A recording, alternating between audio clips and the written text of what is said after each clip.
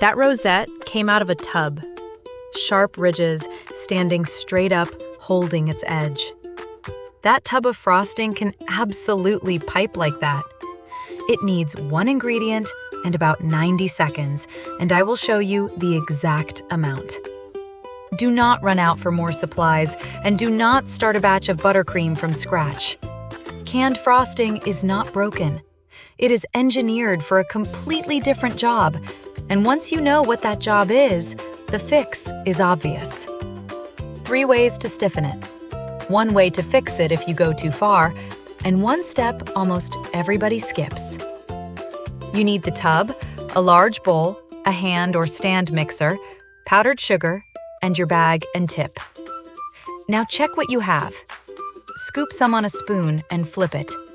Slides off, far too soft.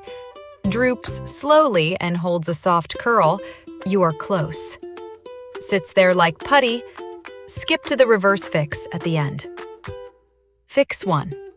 Powdered sugar. And this is the one that does the heavy lifting. Scrape the whole tub into a large bowl. Add a 1/4 cup of powdered sugar. Beat with a mixer until it is fully combined, about 60 to 90 seconds. Then check it. Still soft? Add 1 tablespoon at a time and beat again. 1 tablespoon at a time is the rule, because 4 extra tablespoons in one go is how you end up gritty.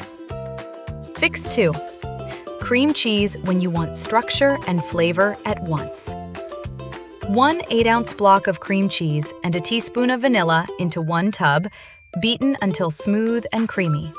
You get real body, and it cuts that flat canned sweetness. 2 things to know. It needs powdered sugar on top of that to get truly pipe stiff, and once cream cheese is in there, the cake lives in the fridge. Fix 3. The chill and whip step. And this is the one people skip. After the sugar is in, put the whole bowl in the fridge for 15 to 20 minutes. Then whip it again for 30 seconds before you bag it.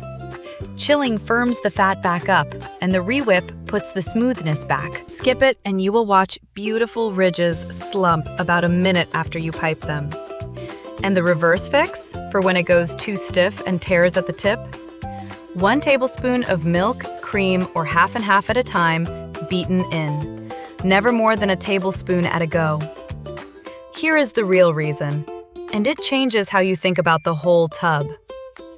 Canned frosting is formulated to spread, not to pipe. Manufacturers want it soft enough to go straight onto a cake with a butter knife at any room temperature. So they build it with a high liquid ratio and a lot of air whipped in. Great for spreading, exactly wrong for piping, because piping needs structure that holds a shape against gravity the second it leaves the tip. Powdered sugar fixes it because it is not just sweetener. It is a bulking solid with cornstarch in it, and cornstarch absorbs moisture. You're taking free liquid out and putting structure in. That is also why chilling matters.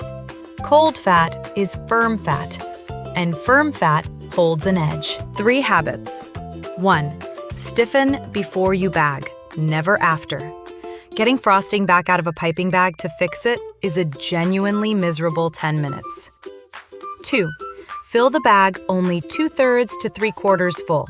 Twist the top closed and pat it gently to push the air bubbles out. Overfilled bags get warm from your hands and soften as you work. 3. Keep a spare bowl of the stiffened frosting in the fridge and refill from that so every bag starts cold. Common mistakes. Dumping in a whole cup of powdered sugar at once, which turns it gritty, and gritty is permanent. Thinning with water when milk or cream adds flavor for the same effort. Adding whipped topping when you want stiff, that makes it fluffier and softer.